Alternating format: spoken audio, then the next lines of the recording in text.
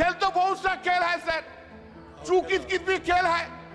चू कित कित में चू धरा 400 में। कित कित कित कित कित कित कित कित कित कित कित कित कित कित कित कित कित कितना हुआ? 240। वो गेम में भी हारा गया। इधर बालक बुद्धि में ना बोलने का ठिकाना होता है और न ही बालक बुद्धि में व्यवहार का कोई ठिकाना होता है। ईवीएम पे मुझे कल भी भरोसा नहीं था, आज भी नहीं भरोसा। मैं 80 की 80 सीट जीत जाऊं तब भी नहीं भरोसा। देश में आग लगा दी जाएगी। 200 का जगह तक हम लोग का मार दिया। देश किसी की बपोती नहीं है। देश संविधान से चलता है सर, और संविधान से चलेगा। दूसरा एमपी को बुलाता है वहाँ पे, हमको तो बोलने के लिए मौका भी नहीं देगा क्योंकि सब डर है ही। तुमसे ना हो पाएगा। सदन की कार्यवाही शुरू हुई तो चर्चा अखिलेश यादव के भाषण की थी, लेकिन शाम को जब नरेंद्र मोदी भाषण देने आए तो माहौल बदला हुआ नजर आया। नरेंद्र मोदी सीधे सीधे राहुल गांधी पर हमला बोलते नजर आए। उन्होंने अपने भाषण में कई बार राहुल गांधी को इशारों में बिना नाम लिए बालक बुद्धि बताया। कल के उनके भाषण को बालक बुद्धि का विलाप बताया। कांग्रेस पार्टी की बढ़ी हुई सीटों से बेफिक्र होने की बात कही और इसे कांग्रेस की लगातार तीसरी सबसे बड़ी हार बताते हुए कहा कि कांग्रेस पार्टी फेल होने का रिकॉर्ड बना रही है। Paper leak, Agniveer, infrastructure, economy, रोजगार, जिन जिन मुद्दों पर विपक्ष की ओर से सत्ता पक्ष पर निशाना साधा जा रहा था, हमला बोला जा रहा था, सब पर एक एक करके नरेंद्र मोदी ने जवाब दिया। अयोध्या की जीत पर तंज कसते अखिलेश यादव तुलसीदास की पंक्तियां होई सोई जो राम रचि राखा पढ़ते नजर आए तो प्रधानमंत्री भी जवाब में तुलसीदास की ही पंक्तियां दोहराते हुए कांग्रेस पर झूठ बोलने का आरोप लगाते नजर आए। प्रधानमंत्री के पूरे भाषण के दौरान विपक्षी सदस्य हंगामा करते रहे। प्रधानमंत्री शर्म करो, मणिपुर को न्याय दो के नारे लगते रहे। माहौल राज्यसभा का भी ठंडा नहीं नजर आया। नेता विपक्ष खड़गे और सभापति जगदीप धनखड़ के बीच ऐसी बहस हुई कि खड़गे ये कहते नजर आए कि मुझे न जयराम रमेश बना सकते हैं और न ही आप बना सकते हैं। दिन भर सदन में जो कुछ भी हुआ उसे बताने के लिए हम लेकर आ गए हैं लोकमत हिंदी का खास प्रोग्राम संसद रिपोर्ट।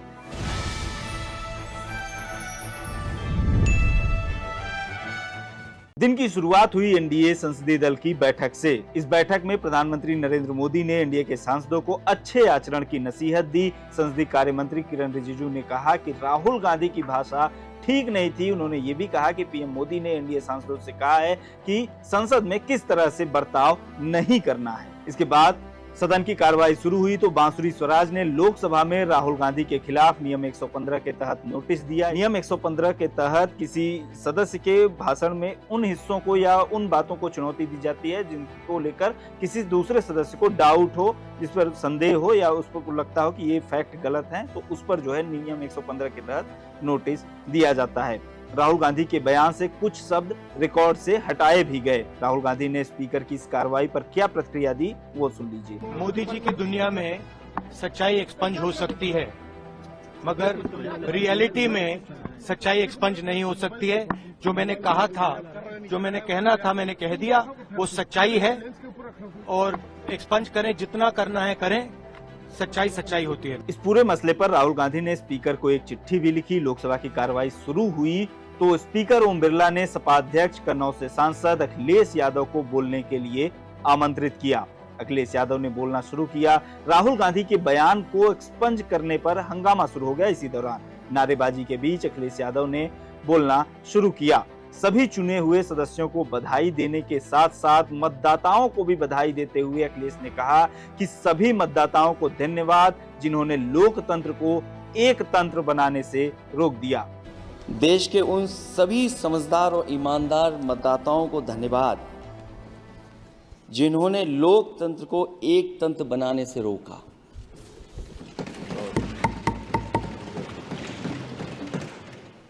चुनाव के समय पर अध्यक्ष जी ऐसा कहा गया कि 400 पार। मैं समझदार जनता को फिर एक बार धन्यवाद दूंगा और मैं कुछ कहना चाहता हूं कि आवाम ने तोड़ दिया हुकूमत का गुरूर, दरबार तो लगा है पड़ा गमगीन में बेनूर है पर। अध्यक्ष महोदय, दरबार तो लगा है पर बड़ा गमगीन बेनूर है। और पहली बार ऐसा लग रहा है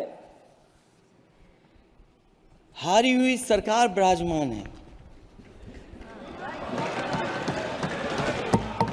जनता कह रही है चलने वाली नहीं सरकार।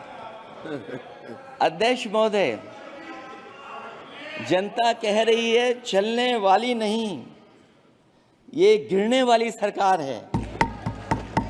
और क्योंकि ऊपर से जुड़ा कोई तार नहीं, नीचे कोई आधार नहीं, अधर में जो है अटकी हुई वो तो कोई सरकार नहीं। अखिलेश यादव ने कहा कि ये हारी हुई सरकार है और चुनाव में इंडिया गठबंधन की जीत हुई है। अखिलेश यादव ने यह भी कहा कि 15 अगस्त का दिन देश की आजादी का दिन था, लेकिन 4 जून 2024 सांप्रदायिक राजनीति से देश की आजादी का दिन है। अब मन मर्जी नहीं, जन मर्जी चलेगी। अखिलेश यादव ने पेपर लीक के बहाने भी सरकार पर हमला बोला और शिक्षा परीक्षा माफिया को 10 साल में सरकार की एकमात्र उपलब्धि बताया।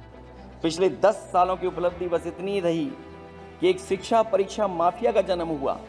अध्यक्ष महोदय, जिस समय चुनाव में थे और उत्तर प्रदेश में वो हालात देखे हैं कि नौजवान जब भी तैयारी कर करके जाता था और परीक्षा दे करके लौटता था तो उसको पता लगता था कि पेपर लीक हो गया। और उत्तर प्रदेश में केवल एक पेपर लीक नहीं हुआ है, जितनी भी परीक्षाएं हुई हैं सब पेपर लीक हुए हैं। केवल उत्तर प्रदेश ही नहीं, मैं माननीय सांसद की तरफ से सुन रहा था कई ऐसे प्रदेश हैं जहां पर परीक्षाएं देने तो बच्चे गए लेकिन वहां भी पेपर लीक हो गया। और अभी जब 4 जून को रिजल्ट आया उसके बाद जो बात उठी है, देश की सबसे प्रेस्टिजियस परीक्षा उसका भी पेपर लीक हो गया। और आखिरकार ये पेपर लीक हो क्यों रहा है? सच्चाई तो ये है कि ये सरकार पेपर लीक इसलिए करा रही है कि सरकार नौकरी नहीं देना चाहती, रोजगार नहीं देना चाहती, उन नौजवानों का भविष्य नहीं बनने देना चाहती। नतीजों के आने के बाद से विपक्ष जिस सीट को लेकर सबसे ज्यादा उत्साहित है वो है अयोध्या की सीट। क्या सपा, क्या कांग्रेस, क्या तृणमूल, सारे विपक्षी दल अयोध्या में बीजेपी की हार पर बीजेपी को चिढ़ाने का कोई मौका नहीं छोड़ रहे। ऐसे में फैजाबाद से सांसद अवधेश प्रसाद को ट्रॉफी की तरह साथ लेकर घूम रहे अखिलेश यादव भला कैसे चूकते। अखिलेश ने फैजाबाद में सपा की जीत पर रामचरितमानस की पंक्तियां दोहराते हुए कहा, होई है सोई जो राम रचि राखा। अयोध्या की जीत भारत के परिपक्व मतदाता की लोकतांत्रिक समझ की जीत है। और हम तो अध्यक्ष महोदय यही सुनते आए हैं, होए वही जो राम रचि राखा। यह है उसका फैसला। अध्यक्ष महोदय, होई वही जो राम रचि राखा, यह है उसका फैसला जिसकी लाठी में नहीं होती आवाज। जो करते थे किसी को लाने का दावा, वो हैं खुद किसी के सहारे के लाचार। पूरे चुनाव प्रचार के दौरान ईवीएम और चुनाव आयोग पर सवाल उठाते नजर आए अखिलेश यादव। चुनाव में मिली बड़ी सफलता के बाद भी अपने रुख पर कायम नजर आए। उन्होंने सदन में कहा कि अगर मैं 80 की 80 सीटें भी जीत जाऊं तो भी ईवीएम पर सवाल बरकरार रहेगा। अध्यक्ष महोदय, ईवीएम पे मुझे कल भी भरोसा नहीं था, आज भी नहीं भरोसा। मैं 80 की 80 सीट जीत जाऊं तब भी नहीं भरोसा। और मैंने अपने चुनाव में कहा था अध्यक्ष महोदय कि ईवीएम से जीत करके ईवीएम हटाने का काम करेंगे। न ईवीएम का मुद्दा मरा है न जाएगा खत्म। जब तक ईवीएम नहीं हटेगी हम समाजवादी लोग उस बात पर अड़ग रहेंगे। अखिलेश यादव ने किसान, अग्निवीर, नौकरियों में आरक्षण जैसे मुद्दों के जरिए भी सरकार को घेरा। आखिर में उन्होंने कहा कि उम्मीद है अगली बार राष्ट्रपति का अभिभाषण सरकारी भाषण ना हो। इसके बाद पश्चिम बंगाल के श्रीरामपुर से तृणमूल सांसद कल्याण बनर्जी ने अपने भाषण में चुनाव आयोग की कार्यशैली पर सवाल उठाए। आरोप लगाया कि बीजेपी नेताओं के कहने पर अधिकारियों का ट्रांसफर हुआ, केंद्रीय सुरक्षा बलों पर वोट डालने से धमकाने का आरोप भी कल्याण बनर्जी ने लगाया। सीआईएसएफ पर महिलाओं से दुर्व्यवहार का आरोप लगाया और इसे शर्मनाक बताया। कल्याण बनर्जी के आरोपों पर सत्ता पक्ष के सदस्यों ने आपत्ति जताई। स्पीकर ने कहा कि इस तरह से संवैधानिक संस्था पर आरोप सदन में न लगाए जाएं। जवाब में कल्याण बनर्जी ने कहा कि मैं इस मुद्दे को इसलिए उठा रहा हूं क्योंकि राष्ट्रपति ने भाषण में ये कहा कि अब तक का सबसे बड़ा चुनाव कराने के लिए मैं चुनाव आयोग के प्रति कृतज्ञ हूं। मैं इस बात का विरोध करता हूं। This is the largest election. I am opposing that. I am opposing that. Why you have brought Election Commission of India into this speech? Why you have brought? Kalyan Banerjee ने कहा कि आप चुनाव आयोग को भाषण में क्यों लेकर आए। मैं कानून जानता हूं और कानून से ही चलता हूं। This is written here. I know law. I go by law. Kalyan Banerjee ने बीजेपी के 400 पार के नारे पर भी तंज कसा। आपने बोला था ना, अब की बार 400 पार बोला था। खेल शुरू हो गया था सर, खेला हो शुरू हुआ ना। खेल तो बहुत सा खेल है सर, चू कित कित भी खेल है। चू कित कित में चू धरा 400 में कित कित कित कित कित कित कित कित कित कित कित कित कित कित कित कित कित कितना हुआ 240। वो गेम में भी हारा गया। सर आपको, हम तो आपको ही देख रहे हैं, हम किसी को नहीं देख रहे। एक बार देखने से साइड से आपको ही देख सर, हम इसलिए आपको, आपसे ज्यादा स्मार्ट इधर कोई नहीं है, कोई जेंटलमैन नहीं है जो उनको छोड़ के आपको देखेंगे। गुड एक्टर्स भी आया लेकिन उनको नहीं देखता है, आपको ही देखता है सर। आपको सिर्फ आप ही है, आप अंदर में। कल्याण बनर्जी पर पलटवार करते हुए बंगाल के विष्णुपुर से भाजपा सांसद सौमित्र खान ने बंगाल में महिलाओं के साथ हो रहे अपराध का मुद्दा उठाया। उन्होंने सत्ता के संरक्षण में अपराधियों को प्रोत्साहन देने, महिलाओं पर अत्याचार करने और बीजेपी कार्यकर्ताओं की हत्या करने का भी आरोप लगाया। सौमित्र खान ने आरोप लगाया कि यहाँ लोकसभा में सत्ता पक्ष विपक्ष सभी को बोलने का मौका मिल रहा है, लेकिन बंगाल में हमें बोलने ही नहीं दिया जाता। वहाँ पे विरोधी पक्ष को, ये जो बोलते हैं विरोधी पक्ष को 200 आदमी से ज्यादा हमारा बीजेपी के कार्यकर्ता को मार दिया है। इन लोग 200 का कार्यकर्ता मार दिया है सर। ये कैसे बोलते हैं सर? 200 कार्यकर्ता को हम लोग को मार दिया सर। वहाँ पे कोई फ्रीडम नहीं है विरोधी पक्ष का। विरोधी पक्ष का किसी का भी बोलने का हक नहीं है। यहाँ पे तो मीटिंग होता है लेकिन बंगाल पे कोई मीटिंग भी नहीं होता है। यहाँ पे तो पीएम दूसरे एमपी को बुलाता है, वहाँ पे हमको तो बोलने के लिए मौका भी नहीं देगा क्योंकि सब लोग डर है ही। कोई सीएम पश्चिम बंगाल में कोई भी सीएम हम लोग विरोधी पक्ष एमपी एमएलए को कभी मीटिंग में बुलाता नहीं है। अरे लोग बोलती है जो यहाँ पे नहीं बोलते हैं। ये लोग कभी पीएम तो बोलती है, यहाँ पे तो कोई स्टैंडिंग मीटिंग होती है लेकिन वहाँ पे कुछ नहीं होती है। सबसे बड़ी बात है ये सर, हमारा ये इलेक्शन के बाद अभी भी हमारा बीजेपी युवा कार्यकर्ता को मार दिया गया। अभी कोच बिहार में एक महिला को नांगा रास्ते में झूलाया ये लोग, ये तृणमूल वाले। ये लोग बात कर दिया कोच बिहार में हुआ है, आज चोपड़ा में। फैजाबाद लोकसभा से चुनकर आए सपा के अवधेश प्रसाद ने अयोध्या में भ्रष्टाचार का मुद्दा उठाया। मुझे बड़ा ही अफसोस हुआ कि अभी परसों में गया था अयोध्या में, वहां की गलियों को देखा था, कीचड़ भरा है। और जहां पर हमारे देश के आदरणीय प्रधानमंत्री जी ने 6 महीने पहले एक रेलवे स्टेशन का जो अयोध्या के नाम है उसका उद्घाटन किया था। 150 से ज्यादा बाउंड्री वाल है, ढह गई है। एआईएमआईएम के हैदराबाद से सांसद अजदुद्दीन ओवैसी ने आरोप लगाया कि मुस्लिम समुदाय के लोगों के बारे में कोई नहीं बात कर रहा है। मैं आज इन लोगों की तरफ से बोल रहा हूं जो दिखते तो हैं, जिनके बारे में बात तो होती है मगर उनकी कोई नहीं सुनता। मैं उनके बारे में बोल रहा हूं जिनके बारे में वजीर आजम मोदी ने कहा था कि घुसपैठी है। मैं उन बेटियों और माओं के बारे में कह रहा हूं जिनके बारे में मोदी ने कहा कि ज़्यादा बच्चे पैदा करते। मैं उन मासूम नौजवानों के बारे में कह रहा हूं जिनको मॉब लिंचिंग के ज़रिए मारा जा रहा है। मैं उन बेजुबान माँ और बाप के बारे में बोल रहा हूं जिनकी औलाद आज इस हुकूमत के गलत कानून के चक्कर में जेलों में सड़ रहे हैं। ओवैसी ने सदन में मुस्लिम समुदाय के लोगों का प्रतिनिधित्व कम होने पर भी सवाल उठाया। उन्होंने देश में युवाओं की बेरोजगारी पर भी सवाल उठाए और कहा कि बेरोजगारी का आलम ये है कि नौकरी के लिए युवा युद्धग्रस्त इजराइल, रूस में भी जाकर काम करने को मजबूर हैं। ओवैसी ने खालिस्तानी आतंकी पन्नू की हत्या की साजिश के मामले में गिरफ्तार निखिल गुप्ता के मामले पर भी सवाल उठाया और भारत सरकार से मांग की कि अपना स्टैंड क्लियर करे इस पूरे मसले पर। नगीना से आजाद समाज पार्टी के सांसद चंद्रशेखर ने दलितों मुसलमानों के साथ हो रहे भेदभाव का मुद्दा उठाया। सुनिए उन्होंने क्या कहा। कि जितना देश दूसरों का असर इतना हमारा भी है। हम मरने के लिए पैदा नहीं हुए, जो चाहता है हमारी हत्या कर देता है।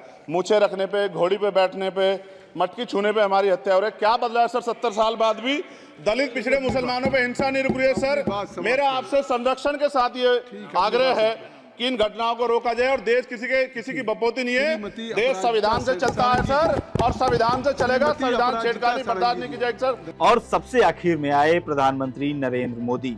नरेंद्र मोदी राष्ट्रपति के भाषण पर धन्यवाद प्रस्ताव का जवाब देने आए तो विपक्षी सदस्यों ने मणिपुर के लोगों को न्याय दो, जस्टिस फॉर मणिपुर, इस तरह के नारे लगाने शुरू कर दिए। सेक्युलरिज्म होता है और उसी को देश की जनता ने हमें तीसरी बार बिठा करके मोहर लगा दी है।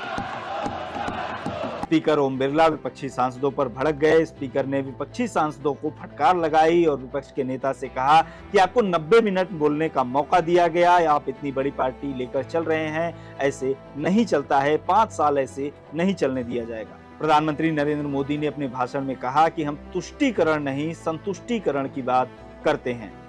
इस देश ने लंबे अरसे तक तुष्टीकरण का, गवर्नेंस का मॉडल भी देखा। देश ने पहली बार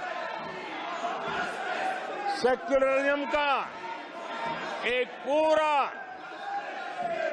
हमने जो प्रयास किया और वो हमने तुष्टीकरण नहीं संतुष्टीकरण और संतुष्टीकरण के विचार को लेकर के हम चले हैं। नारेबाजी चलती रही। ओम बिरला फिर से उखड़े हुए नजर आए। अपने सदस्यगणों, नेता प्रतिपक्ष, माननीय सदस्य, मैंने सबको मौका दिया। आपने 90 मिनट बोला। ये संसद में तरीका ठीक नहीं है। मैं आग्रह करूंगा, आप इस तरीके से संसद की मर्यादाओं को बनाए, उचित नहीं है। आप जाइए बेल में से, बैठिए। आपको पर्याप्त समय, पर्याप्त अवसर दिया। आपको 90 मिनट बोलने दिया और समय पूरा दिया। आपकी सभी सदस्यों को बोलने का अवसर दिया। लेकिन आप जब सदन के नेता बोलते हैं, जिस तरीके का व्यवहार करते हैं, ये संसदीय परंपराओं के अनुरूप नहीं है। और ये इतनी बड़ी पार्टी जो लेकर आप चल रहे हो, उसकी परंपराओं के अनुरूप भी नहीं है। ये 5 साल ऐसे चलने वाला नहीं है। इधर प्रधानमंत्री नरेंद्र मोदी ने रिकॉर्ड तीसरी बार कांग्रेस के फेल होने की बात कही और कहा कि कांग्रेस का जनादेश यही है कि आप वहीं बैठो, तर्क खत्म हो जाए तो चीखो चिल्लाओ, 100 का आंकड़ा पार नहीं कर पाए और यहाँ पर नारेबाजी कर रहे हैं। नरेंद्र मोदी ने कांग्रेस पर अराजकता फैलाने का आरोप लगाया और कहा कि अगर मन का परिणाम न आया तो आग लगाने की बात भी चुनाव प्रचार के दौरान मंच से कही गई। मंचों से साफ साफ घोषणा की गई, अगर इनके मन का परिणाम नहीं आया, 4 जून को देश में आग लगा दी जाएगी। लोग इकट्ठे होंगे, अराजकता फैलाएंगे। ये अधिकृत रूप से आह्वान किए गए। नरेंद्र मोदी ने बिना नाम लिए इशारों में राहुल गांधी को कई बार बालक बुद्धि कहा और ये भी कहा कि कल सदन में बालक बुद्धि विलाप चल रहा था। बालक बुद्धि में ना बोलने का ठिकाना होता है और न ही बालक बुद्धि में व्यवहार का कोई ठिकाना होता है। और जब ये बालक बुद्धि पूरी तरह सवार हो जाती है तो सदन में भी किसी के गले पड़ जाते हैं। ये बालक बुद्धि अपनी सीमाएं खो देती है तो सदन के अंदर बैठ करके आंखें मारते हैं, आंखें मारते हैं। इनकी सच्चाई आदरणीय सभापति जी अब पूरा देश समझ गया है। इसलिए आज देश इनसे कह रहा है तुमसे नहीं हो पाएगा, तुमसे ना हो पाएगा। नरेंद्र मोदी ने कांग्रेस पार्टी पर हिंदू धर्म के खिलाफ काम करने का आरोप भी लगाया। निजी फायदे के लिए सदन में ईश्वर के रूपों को प्रदर्शित करने का भी आरोप लगाया। आदरणीय सभापति जी, गंभीर बात है कि आज हिंदुओं पर झूठा आरोप लगाने की साजिश हो रही है, गंभीर षड्यंत्र हो रहा है।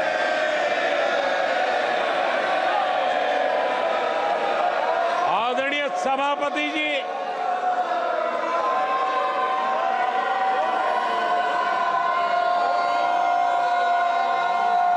आदरणीय सभापति जी,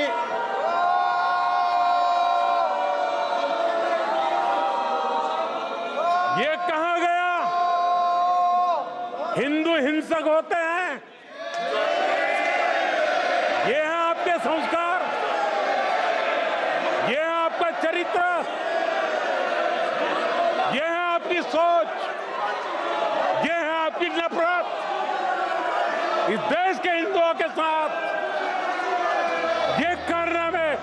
आखिर में प्रधानमंत्री ने हाथरस में हुई घटना पर शोक जताया, जहां पर 60 से अधिक लोगों की मौत की बात सामने आ रही है। प्रधानमंत्री का संबोधन खत्म हुआ तो रक्षा मंत्री ने विपक्षी सदस्यों के व्यवहार पर निंदा प्रस्ताव रखा, जो ध्वनि मत से पारित हो गया। इसी के साथ लोकसभा की कार्रवाई अनिश्चितकालीन के लिए स्थगित कर दी गई। लोकसभा के बाद अब चलते हैं राज्यसभा की ओर। राज्यसभा की कार्रवाई सुबह 11 बजे शुरू हुई। विपक्षी सदस्यों की ओर से जय संविधान का नारा लगाया गया। राष्ट्रपति के भाषण पर प्रमोद तिवारी बोलने के लिए खड़े हुए। उन्होंने बीजेपी सरकार पर विश्वासघात करने का आरोप लगाया। बहुत से घोटाले हुए, बहुत से आरोप लगे, माल कहीं नहीं बरामद हुआ। पहली बार सुप्रीम कोर्ट को मैं धन्यवाद देता हूं कि उन्होंने इलेक्टोरल बॉन्ड पे जो कहा था वो कर दिखाया और 7,000 करोड़ माल बरामद हुआ। और जो बरामद हुआ इस पे काम दो, धंधा दो, चंदा लो, एक चीज। दूसरी, इसमें ईडी सीबीआई की जांच जिन पे चल रही थी उनका स्लो डाउन हुआ। तीसरा सबसे बड़ा बात मैं आपसे कहना चाहता हूं, देश की आजादी के बाद ये 7,000 करोड़ का घोटाला सबसे बड़ा घोटाला है जिसमें माल बरामद हुआ है भाजपा के अकाउंट में। प्रमोद तिवारी जब बोल रहे थे उसी वक्त जयराम रमेश ने किसी बात पर टोका तो सभापति जगदीप धनखड़ नाराज हो गए। वाया जयराम रमेश, जगदीप धनखड़ और मल्लिकार्जुन खड़गे के बीच भी बहस हो गई। The senior leadership is here. I think you should replace. One second, Jairam Ramesh. You are so intelligent, so gifted, so talented. You should immediately come and take seat in place of Mr. Khadge. Because by and large you are doing his job. Sir मेरा time का ध्यान रखिएगा, मेरे time का। खड़गे जी, आप सोचिए, खड़गे जी, खड़गे जी। Don't bring that Varna क्या? still in your mind that Varna system is there. That's why you are calling Ramesh. Is a very intelligent, very that, and I am dull, so that he should be replaced. No. 1 second. बैठिए खड़गे जी, खड़गे जी, बैठिए, एक बार बैठिए। खड़गे जी, मैं 1 second please. नहीं, सुनिए, एक बात सुनिए। खड़गे जी, आप मेरी बात को नहीं समझ पाए। जितना मैं आपका आदर करता हूं उसका एक अंश भी आप मेरे लिए करेंगे दिल को टटोल कर तो आपको महसूस होगा। मैंने कहा क्या है?